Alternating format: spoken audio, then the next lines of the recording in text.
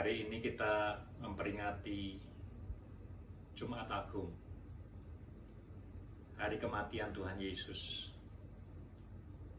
Dan biasanya Jumat Agung itu diasosiasikan dengan sengsara dan penderitaan Tuhan Yesus. Dan memang betul. Tapi lebih daripada itu, kita sedang mengingat dan mensyukuri akan kasih sayang Tuhan yang besar. Mari kita baca surat Paulus kepada jemaat di Roma, pasal yang kelima, ayat 6-11. Saya akan bacakan untuk saudara. Karena waktu kita masih lemah, Kristus sudah mati untuk kita, orang-orang durhaka, pada waktu yang ditentukan oleh Allah. Sebab tidak mudah seorang mau mati untuk orang yang benar, tapi mungkin untuk orang yang baik ada orang yang berani mati. Akan tetapi Allah menunjukkan kasih-Nya kepada kita, oleh karena Kristus telah mati untuk kita ketika kita masih berdosa. Lebih-lebih karena kita sekarang telah dibenarkan oleh darah-Nya, kita pasti akan diselamatkan dari murka Allah. Sebab jikalau kita ketika masih seteru diperdamaikan dengan Allah oleh kematian anaknya, lebih-lebih kita yang sekarang telah diperdamaikan pasti akan diselamatkan oleh hidupnya. Dan bukan hanya itu saja, kita malah bermegah dalam Allah oleh Yesus Kristus Tuhan kita. Sebab oleh Dia kita telah menerima pendamaian itu, rekonsiliasi. Saudara-saudara, beberapa bulan yang lalu saya mengatakan kalau Tuhan Yesus itu adalah seorang profesor dari salah satu universitas perguruan tinggi, maka dia akan mengajar mata kuliah yang saya sebut sebagai suffering atau penderitaan. Kenapa? Karena dia mengalami penderitaan yang paling hebat yang pernah dialami oleh manusia di dunia ini. Tidak ada manusia lain yang mengalami penderitaan sehebat Tuhan Yesus. Dan yang hebatnya itu adalah, meskipun Tuhan Yesus itu dalam penderitaan yang luar biasa sakitnya, painful, dia tidak berdosa. Dia tidak melakukan dosa sama sekali. Dan itu yang luar biasa hebatnya. Itu yang membedakan antara Tuhan Yesus dengan manusia biasa. Manusia biasa menderita dan kemudian mulutnya itu penuh dengan sumpah serapah dan keluhan dan keluhan dan keluhan. Belum lagi dia bisa membalas, memberontak, marah dan seterusnya. Tapi Tuhan Yesus seperti domba yang keluh, dia diam naik ke kayu salib yang sebetulnya tidak layak dia alami. Luar biasa ya Tuhan kita. Tapi saudara, mungkin orang akan protes kepada saya, mengatakan, Yesus itu bukanlah profesor yang mengajarkan tentang penderitaan. Yesus adalah seorang profesor yang mengajarkan tentang love, tentang kasih. Bukankah Allah itu adalah kasih? God is love. Saya katakan ya. Tapi saudara, kalau Tuhan Yesus itu mengajar di satu perguruan tinggi tentang kasih, maka kasih yang diajarkan oleh Tuhan Yesus adalah kasih yang menderita. Kasih yang rela menderita dan membayar harga. Love that suffers. Saudara, hari ini kita akan belajar mengenai 3 poin di hari Jumat Agung ini. Yang pertama, apa itu kasih Tuhan Yesus? Seperti apa dan bagaimana dia mengungkapkan kasih-Nya. Yang nomor 2, siapa yang dikasihinya? Kasih itu selalu perlu objek, begitu ya. Dan yang ketiga, apa hasil atau impact atau result atau buah dari kasih-Nya itu. Tadi sudah saya katakan, kasih Tuhan Yesus, kasih yang menderita. Kasih yang rela berkorban. Bulan yang lalu kita merayakan hari Valentine, ya, hari kasih sayang. Kasih Valentine itu disimbolkan dengan coklat. Ya, pada hari itu orang berbagi coklat. Ya, karena coklat itu apa? Sweet, manis. Love is sweet. Oke, saya tidak anti Valentine. Ya, semua itu bagus. Love is sweet. Oke. Kemudian kasih itu dilambangkan dengan bunga. Ya, orang saling bertukar bunga di hari Valentine. Bunga itu apa? Indah, beautiful. Love is beautiful. Kemudian pada hari Valentine itu orang bertukar boneka. Oke, boneka, soft toys, lembut, ya, empuk, ya, gentle. Love is gentle. Ya, love itu bukan beradu mulut, saling berantem, bukan. Love itu empuk, soft, gentle. Itu Valentine. Love is gentle, love is beautiful, love is sweet. Ya. Tapi Good Friday, Jumat Agung, love is rough. Ya, love is rough. Kematian Tuhan Yesus itu kematian yang brutal. Ada yang mengatakan Alkitab itu adalah 17 tahun ke atas. Anak kecil tidak boleh baca Alkitab. Karena apa? Apa yang dialami oleh Tuhan Yesus itu full of violence. Kalau movie, film itu, ratednya itu 17 tahun ke atas, atau 18 tahun ke atas. Ada orang dicambuk 39 kali. Dan mata cambuknya itu luar biasa, mencabik dagingnya. Ada darah dicurahkan, dia ditombak, diludahi, dikata-katain. Anak kecil tidak boleh lihat itu. Brutal sekali. Tapi itulah kasih Tuhan Yesus kepada kita yang berdosa. Dia memberikan dirinya, dia rela mati di kayu salib untuk kita, orang-orang berdosa. Tadi dikatakan, ketika kita masih lemah, dia sudah mengasihi kita. Ketika kita masih berenang dalam lumpur dosa, dia sudah mengasihi kita. Ketika kita masih menjadi musuhnya, dia sudah mengasihi kita. Jadi dia tidak tunggu kita kuat dulu, kita baik dulu. Dia tidak tunggu kita suci dulu. Dia tidak tunggu kita menjadi teman dulu, baru dia mati buat kita. Sejak ketika kita masih kotor, lemah, tidak ada daya tariknya, banyak pelanggarannya, berdosa, memberontak kepada dia, Tuhan Yesus sudah mengasihi kita. That is the love of God. Love that suffers. Love that is willing to suffer and willing to die. Yohanes 15 ayat 12 dan 13 mengatakan begini. Tidak ada kasih yang lebih besar daripada kasih yang merelakan dirinya untuk mati bagi sahabatnya, bagi saudaranya. Saudara kalau mengasihi orang, ngasih uang $10, maaf ya, tidak ada artinya. Tidak ada artinya dibandingkan dengan kasih Tuhan Yesus. Ya, jangan salah mengerti. Boleh ngasih uang kepada orang $10, $5, even 10 sen. Nothing wrong with it. Tapi dibandingkan dengan kasih Tuhan Yesus di atas kayu salib. Nah, saudara memberikan rumah kepada orang lain. Rumah nih, millions. Ya, atau $100,000 kepada orang lain.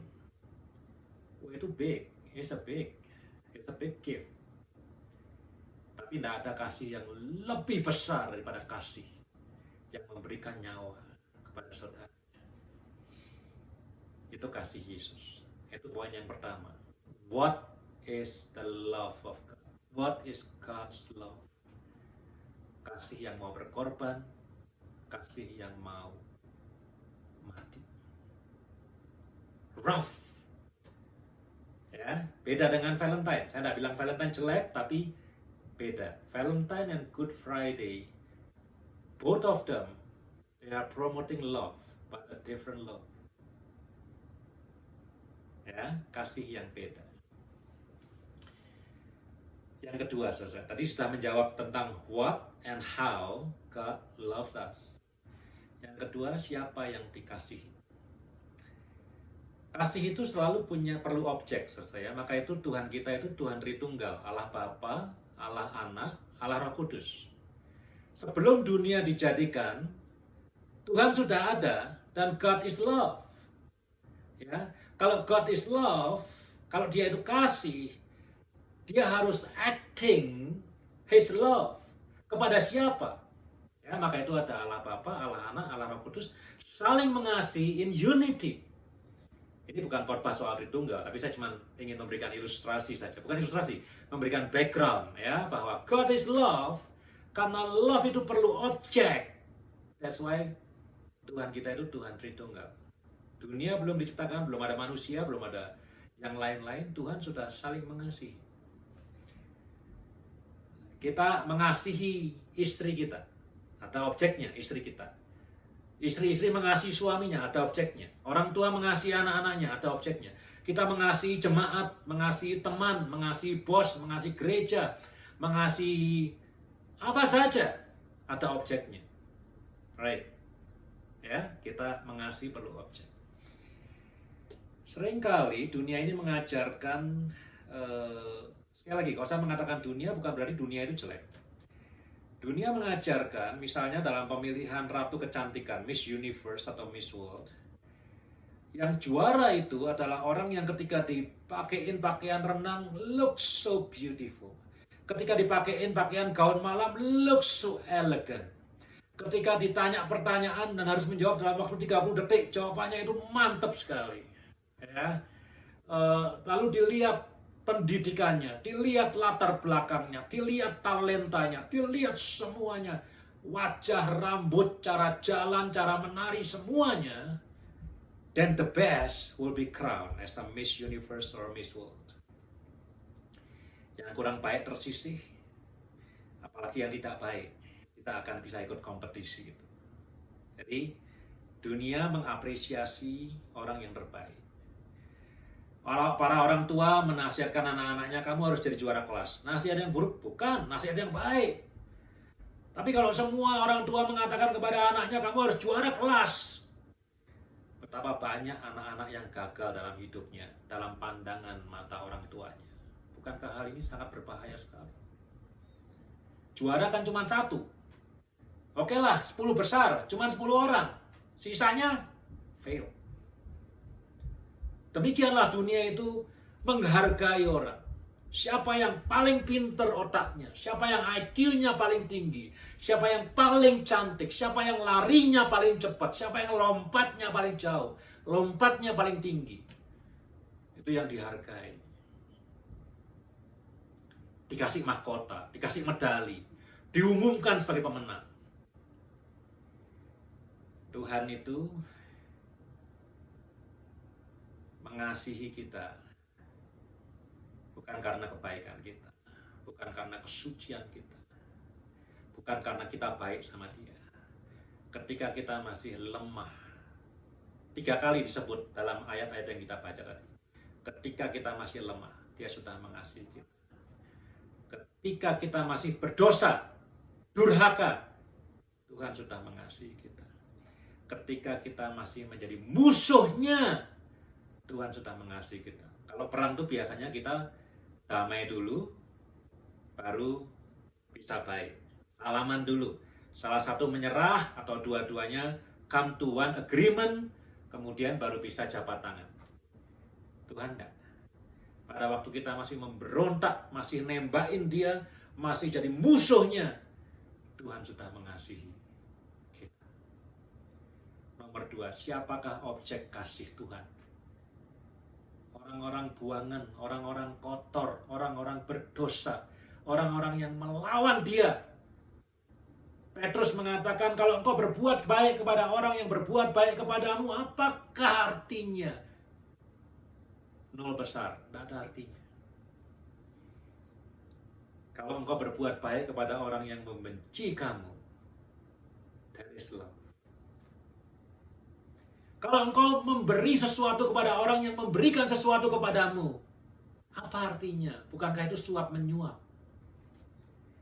Tapi kalau engkau memberikan sesuatu kepada orang yang merampok barangmu, that is love. Love is rough. Love is not sweet many times. Love is not gentle many times. Love is not beautiful many times. Love is rough. Itu objek kasih dari Tuhan Yesus. Saya mau challenge Bapak Ibu dan saya sendiri. Maukah kita mengasihi orang-orang yang nyebelin dalam hidup kita? Orang-orang yang bikin problem, orang-orang yang kita tidak senang. Meskipun mungkin dia tidak salah, tapi kita tidak suka orang itu. Orang-orang yang tidak cantik, orang-orang yang IQ-nya rendah, orang-orang yang kalau ngomong bikin capek. Mau tidak mengasihi orang-orang seperti ini? That is the love of God. Dia tidak menunggu kita menjadi baik. Dia tidak menunggu kita menjadi orang yang menyenangkan. Dia tidak menunggu kita menjadi orang yang pinter. Dia tidak menunggu kita menjadi orang yang suci. Dia tidak menunggu kita menjadi orang yang mencari Tuhan baru dia mau terima kita. Sebelum kita itu punya kesadaran mau nyari Tuhan, Tuhan sudah mencari kita. Dan Yohanes 15 tadi mengatakan apa? Ya, waktu ngomong soal kasih, tidak ada kasih yang lebih besar daripada kasih dari orang yang mati untuk saudaranya. Yohanes 15 mengatakan, aku yang memilih kamu, bukan kamu yang memilih aku. Jadi Tuhan itu ketika mau mengasihi kita, dia tahu kita buruk, dia tahu kita berdosa, dia tahu kita ini musuhnya. Tapi dia memilih yang kotor, yang buruk, yang berdosa, yang musuhnya ini untuk dikasihinya. Love is rough. Yang ketiga Bapak Ibu sekalian, apa hasil buah atau result dari love? Buahnya adalah rekonsiliasi. Roma 5, pendamaian.